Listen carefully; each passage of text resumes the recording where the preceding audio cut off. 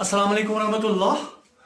Class 9 के लिए बेटा जो हमने डायवर्सिटी चैप्टर के बारे में बात की थी, तो पहले वीडियो में मैं आपसे बताया था कि सबसे पहले जनरल में कि डायवर्सिटी क्या होता है। उसके बाद बेटा हमने कुछ क्लासिफिकेशंस देखी कि दुनिया के तमाम ऑर्गेनिज्म जो है सबसे पहले उनको 2 किंगडम क्लासिफिकेशन में डिवाइड किया गया था, उसके बाद 3 किंगडम क्लासिफिकेशन में डिवाइड किया गया था, उसके बाद 4 किंगडम क्लासिफिकेशन में डिवाइड किया गया था। फाइनली बेटा एक साइंटिस्ट आया, उसका नाम था आर.एच. विटाकर। उसने बेटा 5 किंगडम क्लासिफिकेशन में इन तमाम दुनिया के ऑर्गेनिजम्स को क्लासिफाई किया था। बेटा मैंने आपको बताया था 1 2 3 4 5 इनके 5 किंगडम क्लासिफिकेशन में डिवाइड किया गया था। मोनीरा, प्रोटिस्टा, ये फंगाई, प्लांटे एंड एनिमिलिया, ठीक है ना। इनमें 5 किंगडम्स में तमाम दुनिया के ऑर्गेनिजम्स को डिवाइड किया गया था। उसके बाद एक और साइंटिस्ट आया, उसको थोड़ा शक लगा कि बैक्टीरिया जो है, कुछ बैक्टीरिया बेटा प्रोकैरियोटिक बैक्टीरिया होते हैं, कुछ बैक्टीरिया यूकैरियोटिक बैक्टीरिया होते हैं। हालांकि बेटा हमें तो ये अलग अलग पढ़ने हैं। बेटा समझिए,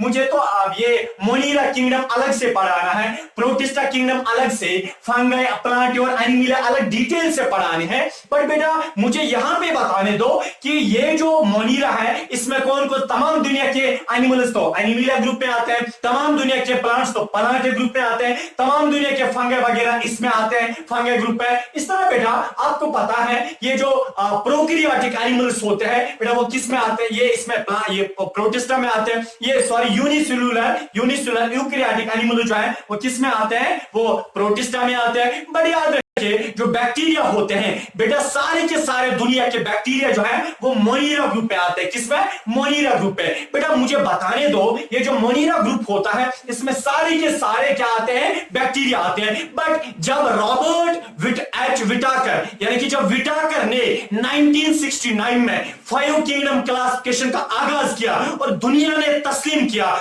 दुनिया के साइंटिस्ट और लोगों ने तस्लीम किया, जी हमें कबूल है, हमें मंजूर है, हमें एक्सेप्ट है जो आपने क्लासिफिकेशन दी साइन तालिपेक्टस। मगर बेटा याद रखिए इधर के इसके बाद एक और साइंटिस्ट आया, सोचना वूस, क्या नाम था बेटा? उसका नाम था वूस, WOES वूस। जो वूस था बेटा उसने बताया, इधर के वो 20वीं सेंचुरी का बंदा है, उसने बताया बेटा कि ये जो मोनीरा ग्रुप है, ठीक है मुझे कोई शक नहीं है, जो plant protista, fungi, plant, Animalia, ठीक है विटाकर साहब ने तो ठीक किया है, पर विटाकर साहब को थोड़ी गलती हो गई है। ये वूस बोल रहा है, वूस बता रहा है कि जो मोनीरा ग्रुप है, मोनीरा ग्रुप में तो बैक्टीरिया सारे के सारे आते हैं, मगर मोनीरा ग्रुप में प्रोकैरियोटिक बैक्टीरिया भी है और यूकैरियोटिक बैक्टीरिया भी है। इसका मतलब वूस को थोड़ा इस पे शक लगा, वूस से बताया नहस मानना, मैं नहीं मानने वाला। ये जो मोनीरा ग्रुप है इसमें तो गलत ऑर्गेनिजम्स रखे गए हैं, सारे के सारे बैक्टीरिया तो रखे गए हैं, मगर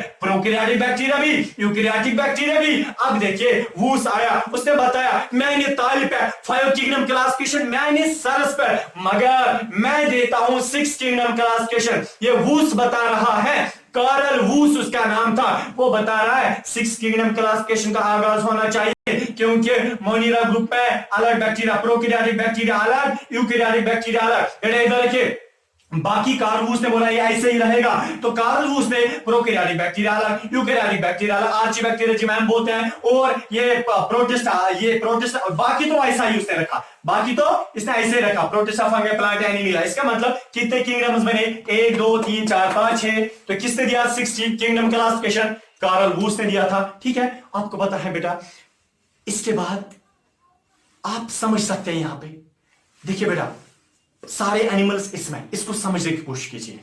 सारे एनिमल्स ये क्योंकि बहुत इंपॉर्टेंट है, सारे एनिमल्स इसमें, सारे प्लांट्स इसमें, सारे फंगाई इसमें, सारे यूकैरियोटिक यूनिसेलुलर एनिमल्स किसमें? प्रोटिस्टा में, ठीक है। सारे बैक्टीरिया चलिए मोनीरा ग्रुप में, ठीक है। बट ये वायरस बेचारा, इसका तो कोई घर नहीं है, ये कौन होता है बेकार? यानी कि किसी किंगडम में वायरस नहीं आता है, इधर के मत ना आता है, क्यों?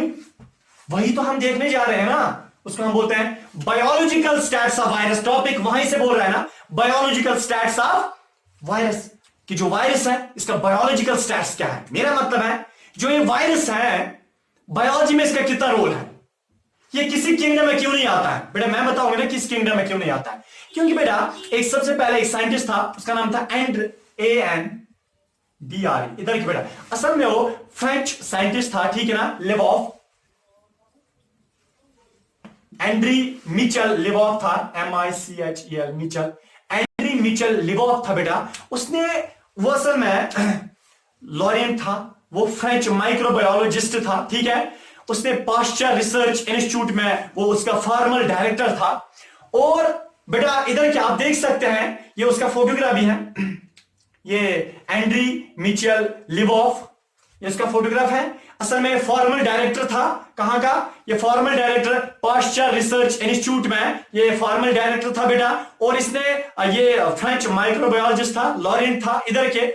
इसने बेटा एक, अब देखिए इधर, इसने एक बात बताई है, ठीक है। इसे बताया, क्या बात बताई, समझने की कोशिश कीजिए। A virus is a virus, a virus is a virus. क्या बात बताई, a virus is a virus. देखिए बेटा क्या मतलब होता है इसका, एक अच्छी बात इसने बताया, वायरस इज ए वायरस, एक वायरस वायरस होता है। क्या मतलब, इसका मतलब यह है कि वायरस जो है ना ये लिविंग है ना ये नॉन लिविंग है, ये अपना ही खुद ही कुछ है, ठीक है। अब देखिए ये अपना ही खुद ही कुछ है, ये वायरस इज वायरस। देखिए बेटा आपको पता है ये वायरस इसीलिए हमने किसी किंगडम में नहीं रखा है, नंबर एक, क्योंकि बेटा इसके दोनों कैरेक्टर्स होते हैं। इसका यानी कि लिविंग कैरेक्टर भी होता है और इसका नॉन लिविंग कैरेक्टर भी होता है। इधर देखिए बेटा, इसका मतलब है ये लिविंग भी कभी अपने आप को बनाता है, कभी अपने आप को नॉन लिविंग भी बनाता है। इसलिए इस नावकार ने, इस वायरस ने साइंटिस्ट तक को परेशान करके रखा है। क्या साइंटिस्ट परेशान हो गए हैं, क्योंकि ये वायरस कभी लिविंग दिखता था,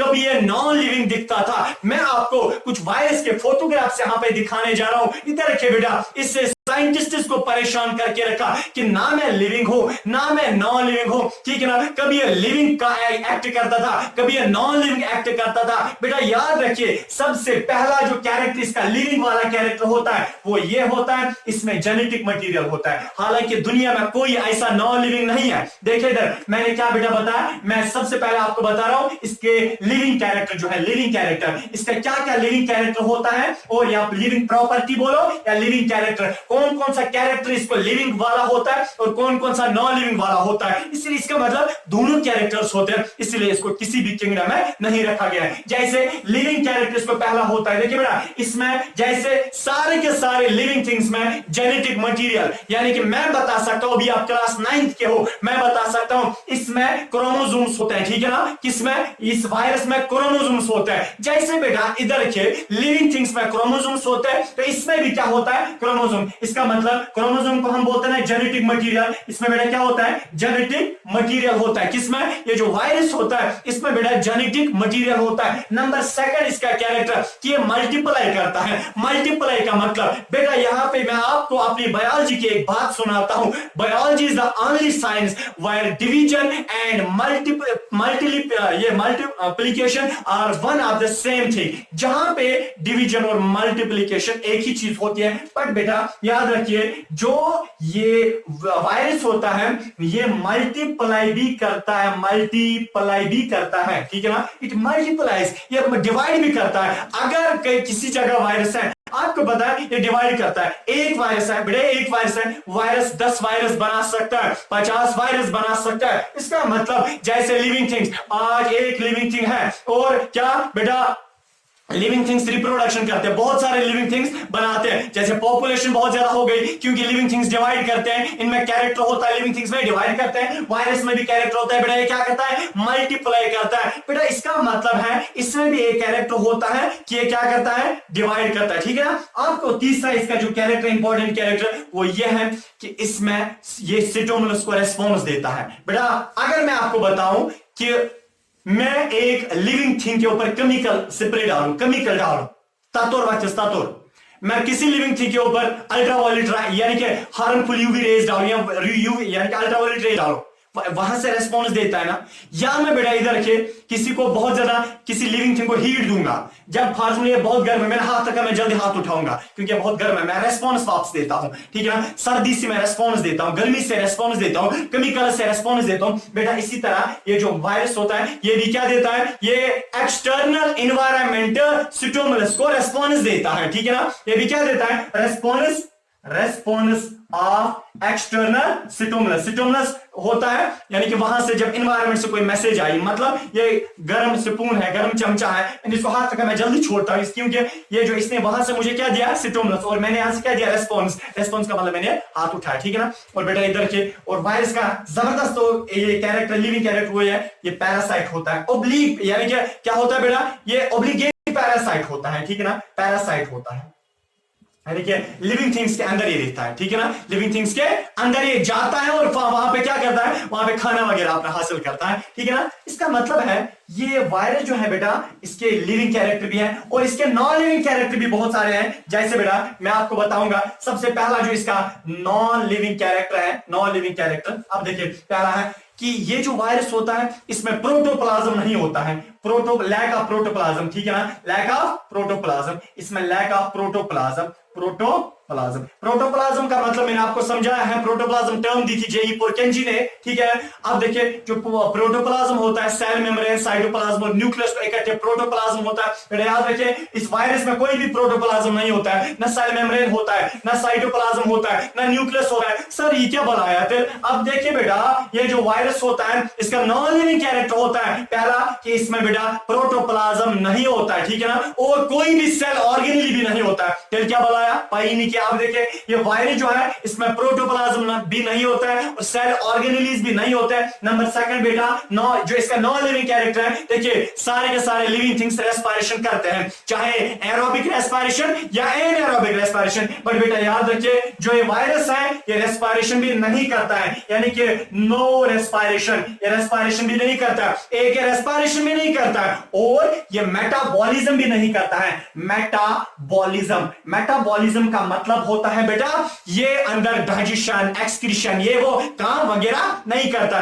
इसका मतलब लिविंग्स का कैरेक्टर ही है, लिविंग थिंग्स का कैरेक्टर होता है वो मेटाबॉलिज्म करता है। बट वायरस में एक नॉन लिविंग कैरेक्टर है, ये मेटाबॉलिज्म नहीं करता है, ये रेस्पिरेशन भी नहीं करता है। आपको पता है इसमें कोई एनर्जी स्टोर नहीं होती है। हमारी बॉडी में क्या एनर्जी स्टोर होती है, हर एक लिविंग थिंग के अंदर एनर्जी होती है। बट जो ये वायरस है बेटा इसमें कोई एनर्जी स्टोर नहीं होती, लेकिन no energy store, no energy store, इसमें कोई भी एनर्जी बेटा स्टोर नहीं यानी कि होती है, ठीक है। आपको पता है बेटा एक इंपॉर्टेंट पॉइंट, इसको देखिए माइक्रोबायोलॉजी लैब में एक ऐसा एक प्लेट होता है, उसमें एक मीडियम वगैरह डाला जाता है, ठीक है ना, उसको हम बोलते हैं पैट्री प्लेट्स, PETR है पैट्री प्लेट, या हम उसको बोलते हैं कल्चर प्लेट, कल्चर प्लेट। देखिए अगर हम कल्चर प्लेट या पैट्री प्लेट के ऊपर किसी भी माइक्रो ऑर्गेनिज्म को वहां डालेंगे ना, आपको पता है 24 आवर्स में वो माइक्रो ऑर्गेनिज्म ग्रो हुआ होता है, उससे बहुत सारे माइक्रो ऑर्गेनिज्म, लाखों और करोड़ों माइक्रो ऑर्गेनिज्म बनाए होते हैं, मींस कि वो डिवाइड करते हैं इस पैट्री प्लेट के ऊपर, ठीक है। इस पैट्री प्लेट में एक खाना होता है वगैरह, अगर आप वायरस को डालोगे ना पैट्री प्लेट के ऊपर, ये डिवाइड ही नहीं करता है, ये ग्रो ही नहीं करता है, ये कल्चर ही वहां पे नहीं होता। इसका मतलब ये जो वायरस होता है ये ग्रो यानी कि पैट्री प्लेट्स या जो कल्चर प्लेट्स होते हैं बेटा, कल्चर प्लेट्स पे कल्चर होता ही नहीं है, ये कल्चर ही वहां पे नहीं होता है, ये ग्रो ही वहां पे नहीं करता है। इसका मतलब याद रखिए बेटा एक्सटर्नल एनवायरनमेंट में ग्रो नहीं करता है। जब ये वायरस पानी में होता है, जब ये वायरस हवा में होता है, जब ये वायरस बाहर होता है, ठीक है ना, यानी कि जमीन में होता है, तब ये ग्रो नहीं करता है। और जब ये वायरस किसी लिविंग थिंग की बॉडी के अंदर जाता है, इंसान के अंदर गया, प्लांट के अंदर गया, जानवर के अंदर गया, तब ये वायरस बेटा क्या करता है, ये डिवाइड करता है, ये ग्रो करता है, तब ये लिविंग कैरेक्टर्स दिखाता है। और जब ये बाहर होता है तब नॉन लिविंग कैरेक्टर्स। इसका मतलब इसीलिए इसको किसी भी किंगडम में नहीं रखा गया है, क्योंकि हमने किंगडम किनको बनाया, हम kingdom biodiversity kingdom, living things की हमने किंगडम बनाई। ये नाबकार ना लिविंग थिंग है ना नॉन लिविंग थिंग है, इसने तो साइंटिस्ट को परेशान करके रखा, इसलिए साइंटिस्ट ने इसको परेशान करके रखा, बोला हम भी आपको किसी किंगडम में नहीं रखेंगे, ठीक है ना बेटा। अब देखिए